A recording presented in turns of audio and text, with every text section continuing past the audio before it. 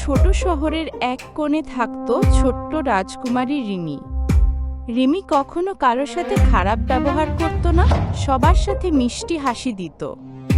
সে নিজের জন্য এক গোপন রাজ্য তৈরি করেছিল, যেখানে ছিল রঙিন প্রজাপতি, চকচকে মুক্তার মালা আর ছোট্ট সোনালী সিংহাসন।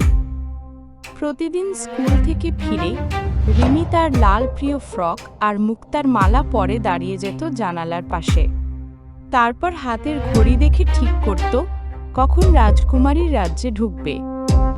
তার মাথার মণিমুক্তার টিকলি ছিল জাদুকরি, টিকলিটা পরলেই সে রাজকুমারী হয়ে যেত। একদিন সে নিজের রাজ্যে গিয়ে দেখল তার প্রজাপতিগুলো খুব মন খারাপ করে বসে আছে। রিমি জিজ্ঞেস করল, তোমরা মন খারাপ করেছো কেন? একটা লাল প্রজাপতি বলল, রাজকুমারী, এখানে কোনো ফুল নেই, আমরা খেলতে পারছি না। রিমি তখন নিজের মিষ্টি হাসি দিয়ে বলল, ভয় পেও না, আমি এখনই নতুন ফুল বানিয়ে দেব। তারপর সে হাততালি দিল 3 বার।